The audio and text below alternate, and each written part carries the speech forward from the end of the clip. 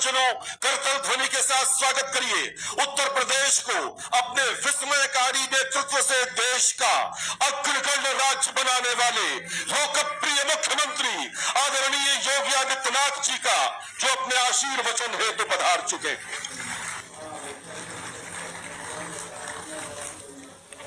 उत्तर प्रदेश लोक सेवा आयोग के द्वारा नवचयनित अभ्यर्थियों के लिए नियुक्ति पत्र वितरण के आज के इस कार्यक्रम में समारोह में उपस्थित प्रदेश सरकार में कैबिनेट के मेरे वरिष्ठ सहयोगी उप मुख्यमंत्री श्री केशव प्रसाद मौर्य जी, उप मुख्यमंत्री श्री ब्रजेश पाठक जी, प्रदेश सरकार में वरिष्ठ मंत्री श्री सुरेश कुमार खन्ना जी, ओम प्रकाश, परिवहन मंत्री Shri Dayashankar Singh ji, stamp and registration मंत्री श्री रविंद्र जायसवाल जी, कृषि राज्य मंत्री सरदार बलदेव सिंह ओलख जी, अल्पसंख्यक कल्याण विभाग के राज्य मंत्री श्री दानिश आजाद अंसारी जी, ग्रामीण विकास की राज्य मंत्री श्रीमती विजय लक्ष्मी गौतम जी, आज के इस समारोह में उपस्थित पुलिस महानिदेशक श्री राजीव कृष्ण जी, अपर मुख्य सचिव गृह श्री संजय प्रसाद जी, प्रमुख सचिव नित्य एवं कार्मिक श्री एम देवराज जी, उत्तर प्रदेश सरकार के हमारे सभी वरिष्ठ प्रशासनिक अधिकारीगण, नवचयनित विभिन्न विभागों के अभ्यर्थीगण, अभिभावकगण और उपस्थित बहनों और भाइयों, उत्तर प्रदेश लोक सेवा आयोग के द्वारा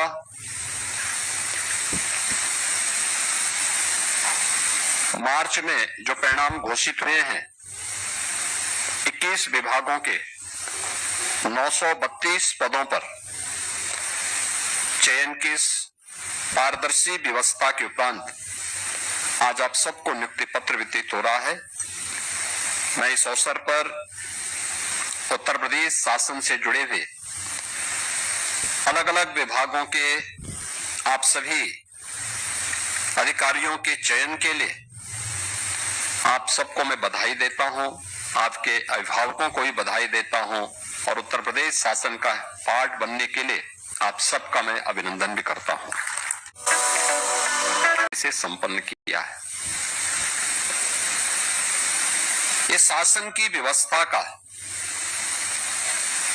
और शासन की कार्य योजना को प्रभावी ढंग से इंप्लीमेंट करने के लिए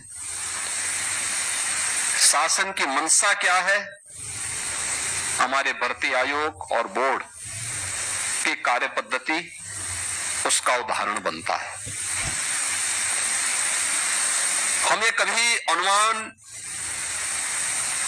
कोई लगा ही नहीं सकता कि अगर भर्ती की प्रक्रिया ही पारदर्शी न हो और सुचितापूर्ण हो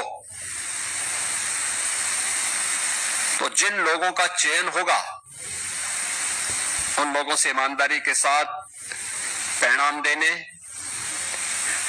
प्रदेश की गति को प्रगति और समृद्धि की नई ऊंचाइयों तक पहुंचाने में योगदान वे कर पाएंगे, ये अपने आप में एक दिवा स्वप्न ही होगा। गति को प्रगति की ओर वही ले जा सकता है जो ईमानदारी के साथ जिसका चयन हो और जिसने अपने परिश्रम से, अपनी मेहनत से वह स्थान प्राप्त किया है। सिफारिश से या पैसा ले दे करके भ्रष्ट तरीके से जो व्यक्ति चयनित हुआ होगा वह प्रगति नहीं दुर्गति जरूर करा देगा। और यही उत्तर प्रदेश में होता था 2017 के पहले। उत्तर प्रदेश जैसा राज्य ईश्वर के असीम कृपा का राज्य, प्राकृतिक संसाधनों से भरपूर राज्य दुनिया की सबसे अच्छी उर्वरा भूमि रखने वाला प्रदेश, एमएसएमई का देश ही नहीं दुनिया का बेहतरीन आधार रखने वाला प्रदेश, सबसे अच्छा जल संसाधन रखने वाला प्रदेश, सबसे बड़ी आबादी का युवा राज्य बीमारू हो गया था, पहचान के लिए मोहताज हो गया था। प्रदेश के बाहर जब यहां का युवा जाता था, पहचान छुपाता था। आपकी पीढ़ी सौभाग्यशाली है। जब प्रदेश इससे निकला उस समय आपकी उम्र 10 वर्ष से लेकर 15 वर्ष के बीच में रही होगी। अपने माँ बाप का सहारा, माँ बाप आपके सहारा बनते थे, भाई बहन आपका सहारा बनते थे, उनकी उंगली पकड़ करके आप तब स्कूल जाते रहे होंगे। इसलिए आपको नकल विहीन परीक्षा के माध्यम से परीक्षा देने का अवसर भी प्राप्त हुआ। आपको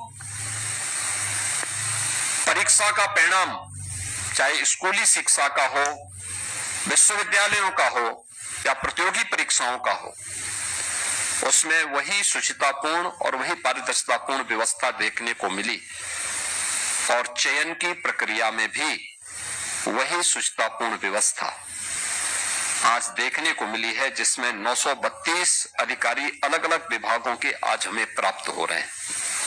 क्या ये संभव था 2017 के पहले? कतई नहीं।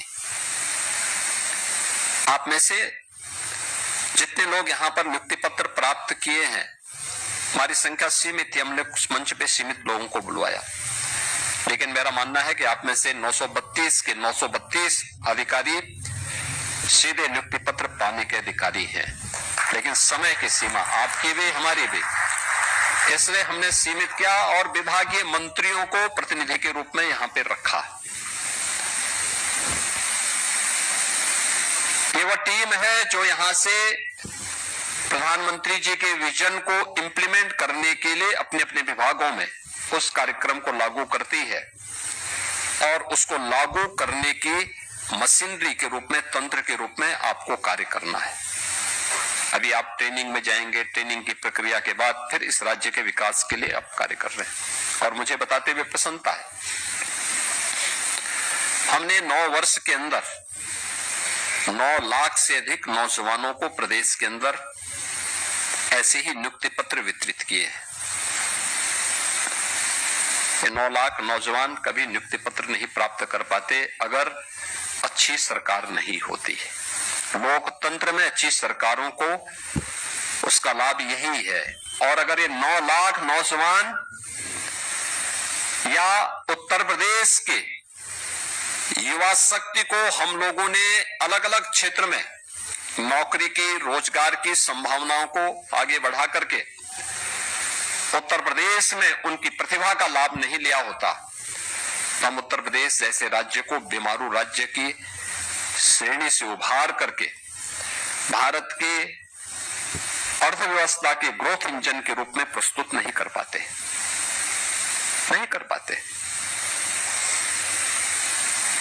क्योंकि जब युवा पलायन कर जाता है,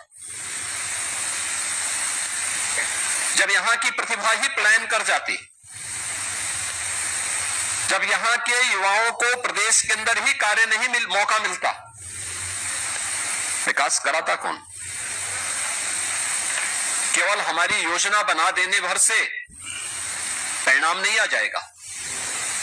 शासन योजनाएं बनाता है, लेकिन उन योजनाओं को सफलतापूर्वक जमीनी धरातल पर क्रियान्वयन का जो तंत्र होता है वह प्रशासन का होता है, अलग अलग विभागों का होता है। अलग अलग विभागों को फिर उसको सफलतापूर्वक अंतिम पायदान पर बैठे हुए व्यक्ति तक पहुंचाने का काम करना है। फिर परिणाम वहां से आते हैं। उस परिणाम को लाने की जवाबदेही और जिम्मेदारी इसी तंत्र के ऊपर होती है जो राजनीतिक विजन को जमीनी धरातल पर उतारने का काम करता है। 17 से पहले सपना था, इसलिए वो सपना प्रदेश के नौजवानों के सपने को भी धराशायी करता था, उसके सामने पहचान का संकट खड़ा करता था। सबसे अच्छी उर्वरा भूमि रखने वाला प्रदेश का किसान आत्महत्या करता था। सबसे अच्छा एमएसएमई का बेस रखने वाला राज्य का कारीगर हताश और निराश होकर के घर बैठ करके जहां तहां हाथ पैर मारने के लिए मजबूर होता था। हर नागरिक के सामने पहचान का संकट। और आज मुझे बताते हुए प्रसन्नता है, 9 वर्ष की शानदार यात्रा में चुनौतियां थी, लेकिन उन चुनौतियों का सफलतापूर्वक मुकाबला किया गया। एक टीम भावना के साथ परिणाम लाया गया। परिणाम है कि 9 वर्ष में हमने उत्तर प्रदेश की अर्थव्यवस्था को 3 गुना करने में सफलता प्राप्त कर दी। देश के अंदर कहीं नहीं हुआ, यूपी के अंदर हुआ। प्रति व्यक्ति आय को 3 गुना करने में सफलता प्राप्त कर दी। उत्तर प्रदेश अब बीमारू राज्य नहीं है। अब कोई हमें बीमारू नहीं कह सकता। अब तो उत्तर प्रदेश देश की अर्थव्यवस्था का एक ग्रोथ इंजन बन करके भारत के विकास में अग्रिम भूमिका के साथ अपने आप को खड़ा कर रहा है। हमने बॉटम 3 से टॉप 3 राज्यों में यूपी को पहुंचाया है। और मेरा मानना है भारतीय प्रशासनिक व्यवस्था में जो भी अधिकारी और कर्मचारी यूपी के अंदर काम कर लेगा, मान के चलिए कि देश के अंदर और दुनिया के अंदर उसके लिए कुछ भी असंभव नहीं। वो सब जगह सफल है। जो यूपी में सफल हो, सब जगह सफल है।